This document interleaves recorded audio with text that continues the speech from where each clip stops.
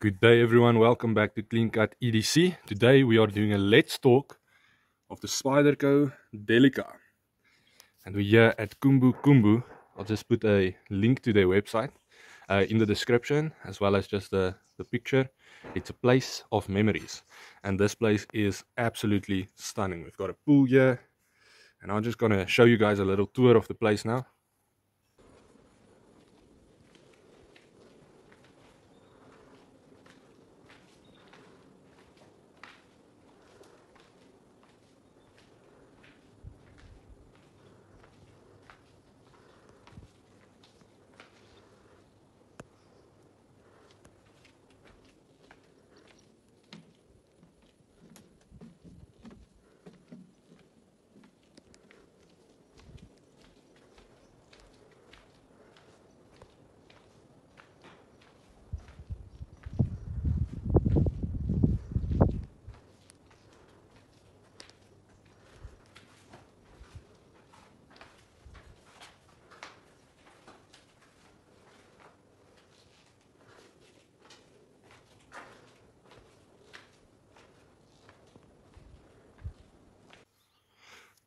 So let's talk about the Spyderco Delica.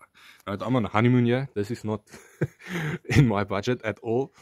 This is a family's place. So yeah, so we're just here. My wife is making some breakfast, and we are just enjoying our time here with this wonderful wedding gift from them. It is beautiful.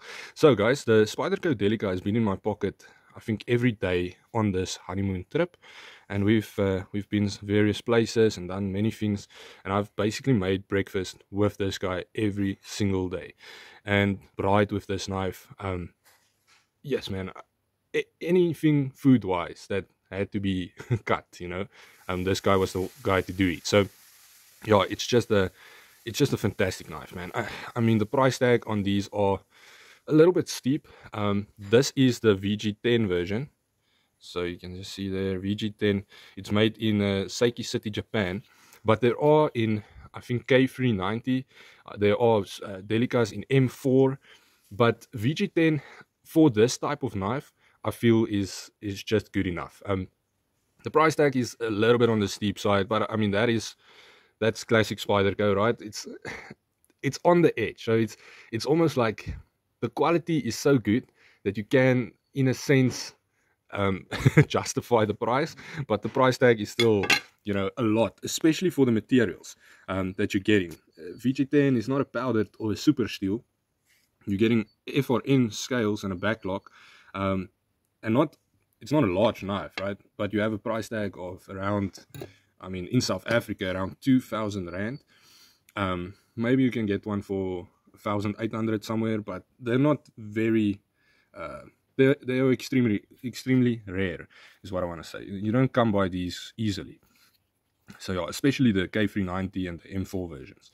But yes, with that being said, let's just discuss this knife. We've got the classic Spyderco full flat grind. You guys can see no marks, which is impressive at this stage, because I'm like, yes man, I've used this a lot.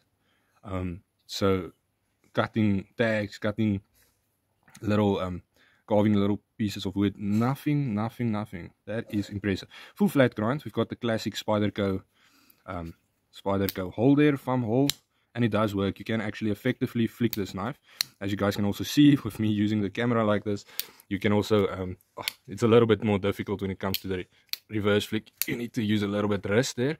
But it's not necessarily your fidgety knife, right? It's more a slow rollout, gentle, delicate knife.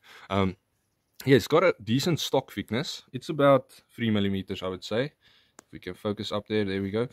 And then our classic Spyderco jumping, come on. Very nice. I want to see more companies steal Spyderco's jumping technique. Technique. So because it's not aggressive, but it is just exceptionally grippy. It's perfect. I think Spyderco makes probably the best jumping in the game. So please, other knife companies, steal their jumping.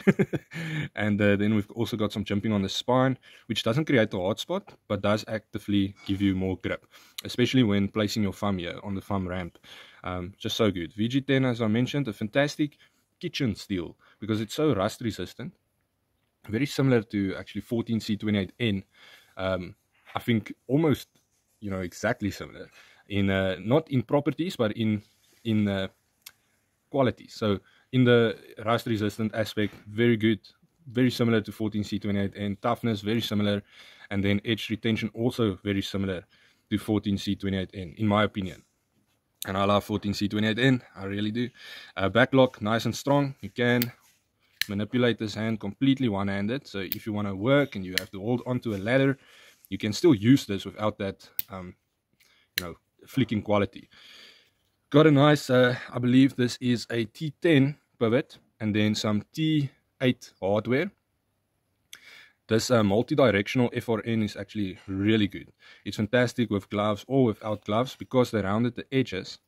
And that's what you got to do. When it comes to FRN, you really need to take good care of the edges.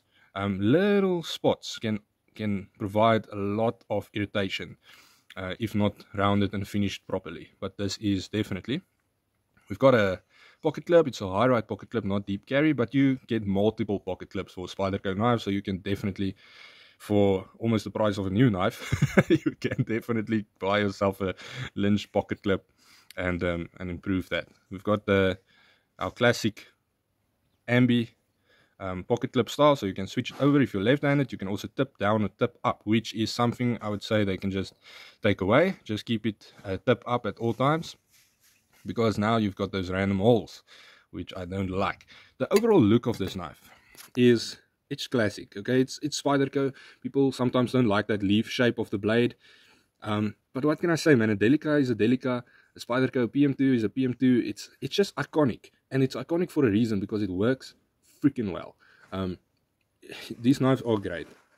They are pricey, but you can be very proud of a Spyderco knife because you've made a good decision, right? They will not let you down, that's for sure.